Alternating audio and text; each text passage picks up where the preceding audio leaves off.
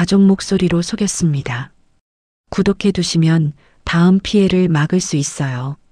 새벽 5시쯤 병원 복도 바닥에 비친 형광등 빛이 유난히 차갑게 떨리는데 제 무릎 위에 올린 건강보험 서류가 땀에 눅눅해지며 손끝이 자꾸 미끄러졌어요.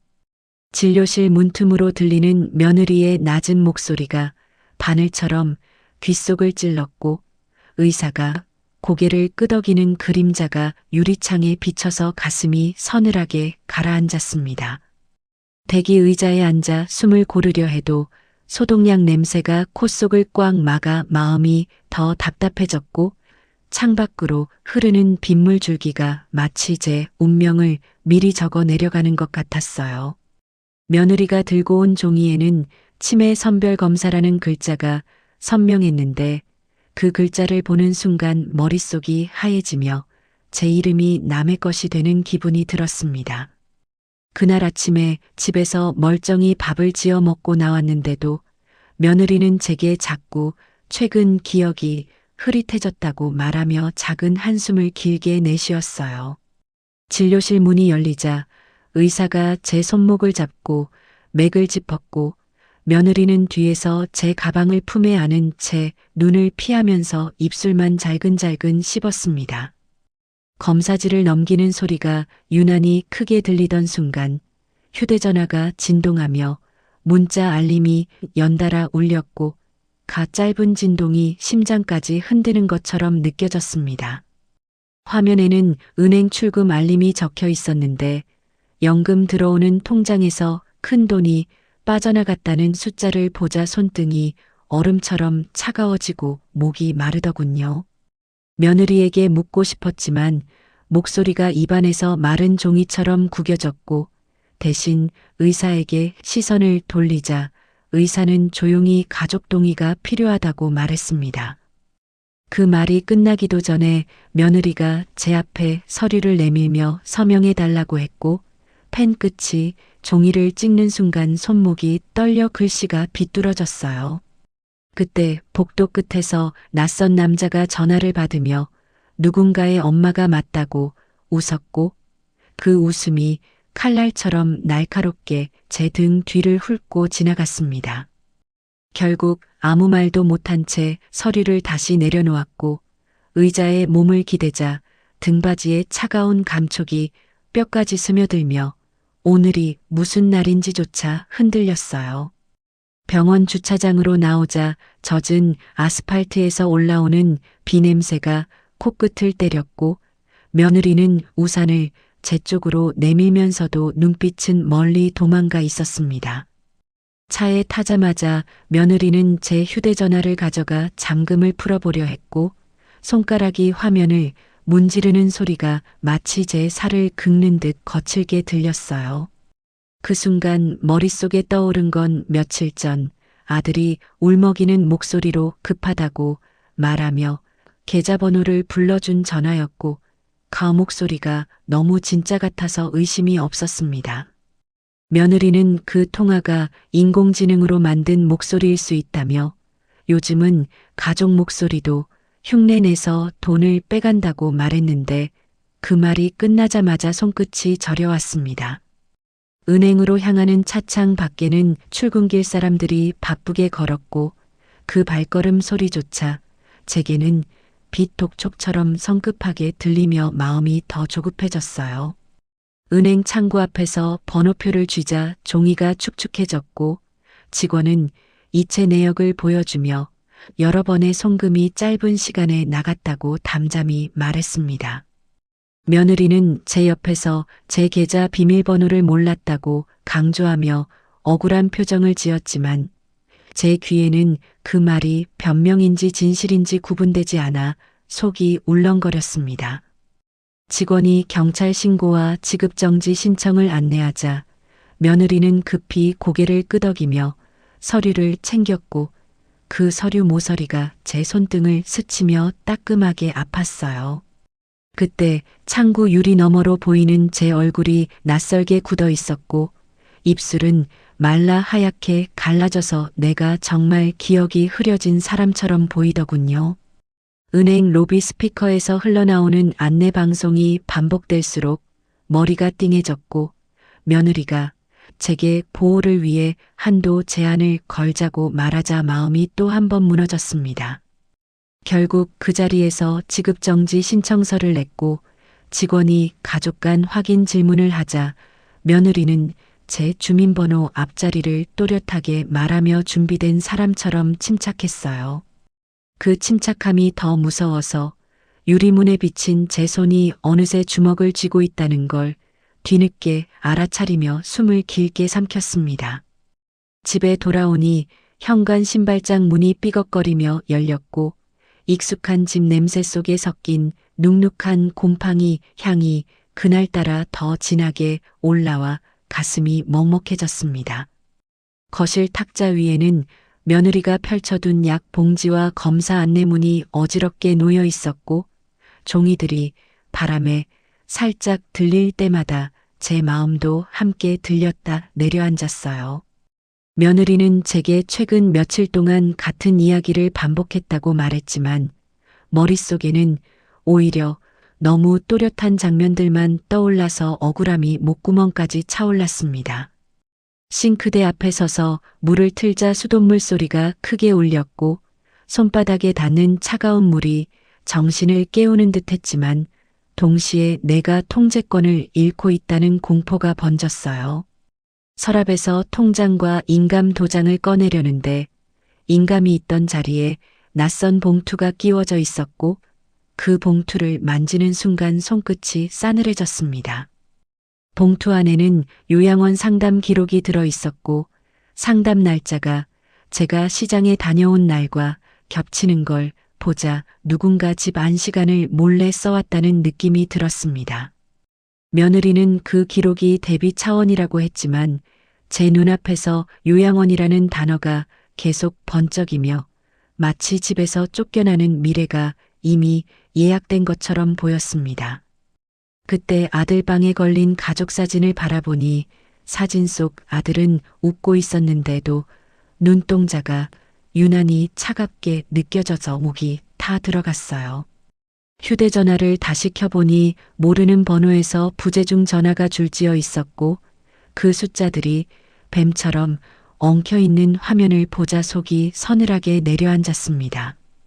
며느리는 그 번호들을 지우며 다시 걸어오면 받지 말라고 했고 바로 옆에서 제 통신사 앱으로 스팸 차단을 설정하는 손놀림이 너무 빠르고 익숙했습니다.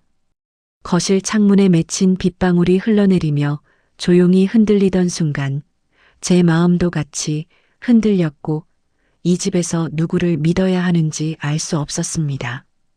결국 탁자에 앉아 숨을 고르며 가족끼리라도 통화할 때 확인할 약속 문장을 만들자고 말했는데 며느리의 표정이 잠깐 굳어지며 미세하게 흔들렸어요.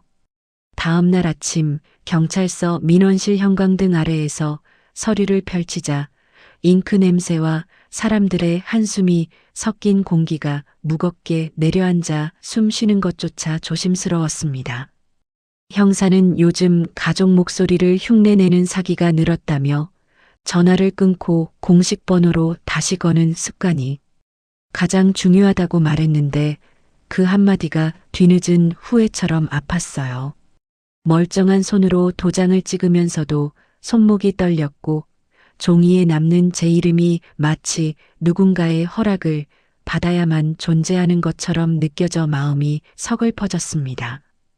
며느리는 옆에서 침착하게 이체 시간과 금액을 정리해 주었고 형사는 그 정리된 메모를 보며 내부자가 아니라도 충분히 속일 수 있다고 차분히 설명했습니다. 그 말을 듣는데도 며느리가 왜 요양원 서류를 준비했는지 계속 걸렸고 질문하려 하면 목소리가 얇아져 입안에서 금방 사라지는 느낌이 들었습니다. 형사는 혹시 누군가가 치매 진단을 빌미로 재산을 움직이려 하면 가족이라도 법적 절차와 기록을 남기라고 말하며 상담 창구 번호를 적어주었어요. 종이 위 숫자를 바라보는 동안 손끝이 저릿했고 제 안에서는 분노와 두려움이 서로를 밀치며 올라와 눈시울이 뜨거워졌습니다. 민원실 한쪽에서 들리는 프린터 소리가 계속 이어지자 머리가 멍해졌고 며느리는 물 한 컵을 건네며 몸을 먼저 챙기라고 조용히 말했습니다. 컵을 잡자 유리의 차가운 감촉이 손바닥에 박혔고 그 차가움이 오히려 정신을 붙잡아주는 것 같아 잠깐이나마 눈을 감았습니다. 그때 며느리가 작은 목소리로 요양원 기록은 제 모르게 아들이 알아보라고 시킨 것 같다고 말했는데 그 말이 끝나자 가슴이 쿵 내려앉았어요. 아들의 이름이 나오자 입안이 쓰게 마르고 내가 쏘은 전화도 요양원 서류도 결국 같은 방향으로 향하는 줄기처럼 이어지는 것 같았습니다. 형사의 안내대로 진술을 마치고 밖으로 나오니 겨울 바람이 얼굴을 세게 때렸고 그 차가운 바람 속에서 결심 하나가 천천히 자라기 시작했습니다. 며칠 뒤 전통시장 골목을 걷는데 생선 비린내와 뜨거운 국밥 냄새가 섞여 코끝을 찌르고 상인들의 목소리가 웅성거리며 귀를 가득 채웠습니다. 장바구니 손잡이를 꽉 쥔 채 지나가다 보니 은행에서 받은 한도 제한 안내문이 가방 속에서 바스락거렸고 가 소리가 자꾸 불안한 경고처럼 들렸어요. 시장 입구의 작은 휴대전화 대리점 앞에서 멈춰 서자 며느리가 스팸 차단과 통화 녹음 설정을 다시 확인해 보자며 조심스럽게 제게 말을 건넸습니다. 대리점 직원이 최근에는 딥페이크 음성으로 가족을 속인다고 설명할 때 주변에서 듣던 할머니들이 고개를 끄덕이며 한숨을 내쉬는 소리가 이상하게 위로가 되었어요. 그날은 제 마음이 혼자만의 실수가 아니라는 사실을 받아들이는 날이었고 동시에 그런 세상이 너무 빠르게 바뀌었다는 현실이 서럽게 느껴졌습니다. 며느리는 가족끼리만 아는 확인 문장을 만들고 급한 돈 이야기가 나오면 무조건 끊고 다시 전화하자고 강조했는데 그 말이 단단한 밧줄처럼 느껴졌어요. 집으로 돌아오는 길에 시장 골목에 젖은 타일이 미끄러워 발을 헛디딜 뻔했는데 며느리가 팔을 잡아주자 순간적으로 마음이 흔들렸습니다. 그 손길이 진심인지 계산인지 여전히 모르겠지만 손목에 닿는 따뜻한 온기가 분명히 느껴져서 차가운 의심만으로는 버틸 수 없다는 생각이 들었어요. 엘리베이터 안거울에 비친 제 얼굴은 예전보다 더 늙어 보였고 눈가에 주름이 깊어졌는데도 그 눈 속에는 이상하게도 다시 살아야 한다는 기운이 남아 있었습니다. 문을 열자 집안 공기가 차가웠고 며느리는 거실불을 켜며 오늘부터 통장과 도장은 별도 보관하자고 말했는데 그 말이 서늘한 현실처럼 가라앉았습니다. 그래도 무너져 내리기보다 서랍 하나를 정리하며 기록을 남기기 시작하자 마음이 조금씩 정돈되는 느낌이 들어 숨이 덜 막혔습니다. 그날 밤 창밖 바람소리가 길게 울었고 그 소리 속에서 제게 필요한 건 싸움이 아니라 대비라는 사실이 천천히 자리 잡았습니다. 아들이 갑자기 집에 찾아온 날 현관문이 닫히는 소리가 유난히 크게 울렸고 그 소리에 제 심장이 먼저 쿵 내려앉아 손끝이 차가워졌습니다. 아들은 피곤한 얼굴로 소파에 앉아 나를 위해 요양원 정보를 알아봤다고 말했는데 그 말투가 너무 자연스러워서 오히려 의심이 더 짙어졌어요. 며느리는 부엌에서 물을 끓이며 컵을 정리했지만 스푼이 컵에 부딪히는 작은 소리가 자꾸 긴장처럼 들려 거실 공기가 점점 더 무거워졌습니다. 아들은 그 전화 사기건은 자신도 몰랐다고 주장했지만 제 귀에는 며칠 전 들었던 아들의 목소리가 계속 겹쳐 들려서 진짜와 가짜가 뒤섞인 느낌이 들었습니다. 가족사진 앞에 서서 아들의 얼굴을 바라보자 예전에는 든든하던 어깨가 지금은 낯설고 멀게만 느껴져 눈물이 목구멍을 타고 올라왔어요. 아들은 요즘 정부에서 돌봄 비용 지원이 늘어난다는 이야기를 꺼내며 내가 혼자 지내다 쓰러질까봐 무섭다고 했는데 그 두려움이 진짜일 수도 있겠더군요.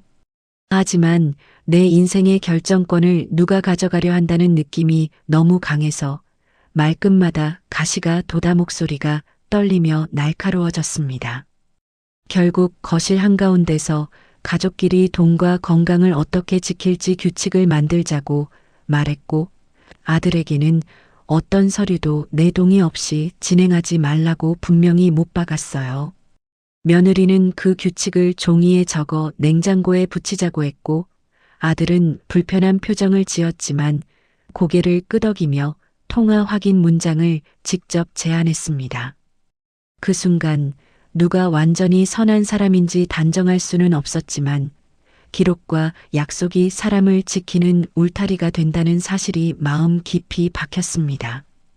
창문 틈으로 들어오는 겨울바람이 커튼을 흔들었고 그 흔들림 속에서 제 삶도 다시 흔들리되 이번에는 넘어지지 않겠다는 의지가 생겼어요. 밤이 깊어지자 아들은 조용히 사과한다고 말했고 그 사과가 진심인지 계산인지 몰라도 제게는 다음 행동을 정하는 기준이 되어 주었습니다. 며느리와 함께 요양원 상담을 직접 가본 날 입구에 스며든 따뜻한 난방 공기와 소독약 냄새가 섞여 안심과 두려움이 동시에 밀려왔습니다. 복도에는 휠체어 바퀴 소리가 조용히 굴러갔고 창가에 앉은 어르신들이 햇빛을 받으며 멍하니 밖을 바라보는 모습이 마음을 무겁게 만들었어요.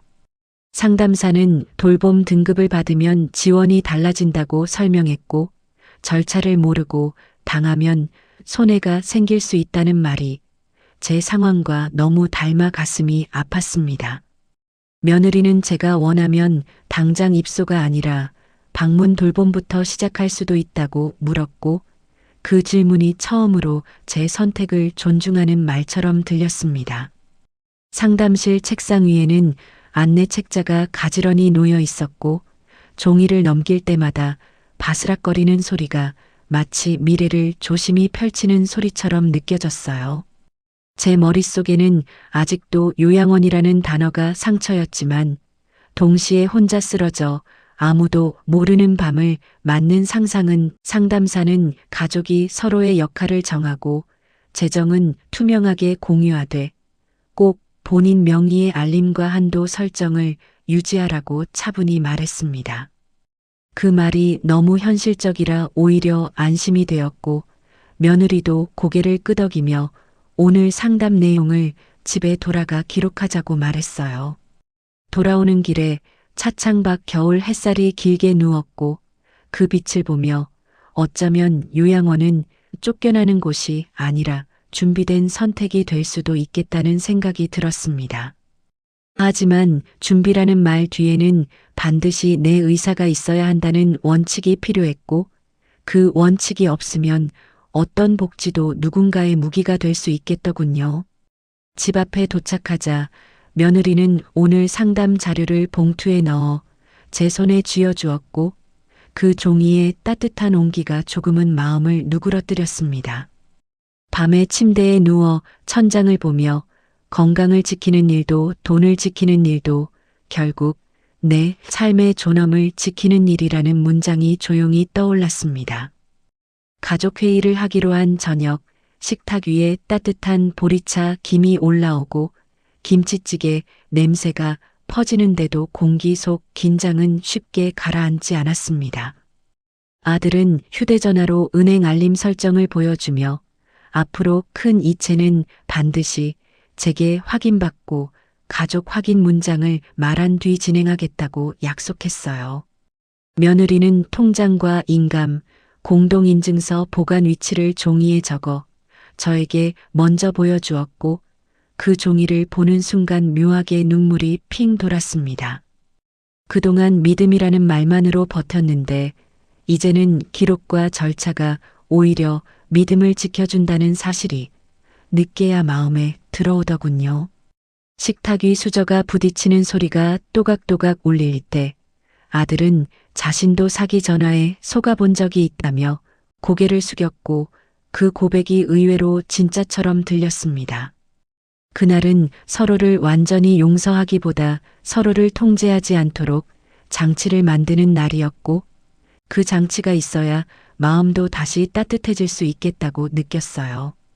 며느리는 제 휴대전화에 가족 사진을 배경으로 설정하며 모르는 번호가 오면 무조건 끊고 다시 전화하는 습관을 함께 연습하자고 제안했습니다. 아들은 내 연금이 빠져나간 일이 해결되기까지 시간이 걸릴 수 있다며 당장 생활비는 자신이 책임지겠다고 말했지만 그 말조차 조건이 되지 않게 기록해 두자고 했어요. 가족회의 내용은 노트에 날짜와 함께 적어두었고 마지막 줄에는 어떤 서류도 제 동의 없이 진행하지 않는다고 또박또박 적었습니다. 창밖에서 자동차가 지나가는 소리가 길게 이어졌고 그 소리 속에서 제 삶도 다시 굴러가되 이번에는 방향을 내가 잡고 있다는 느낌이 들었습니다.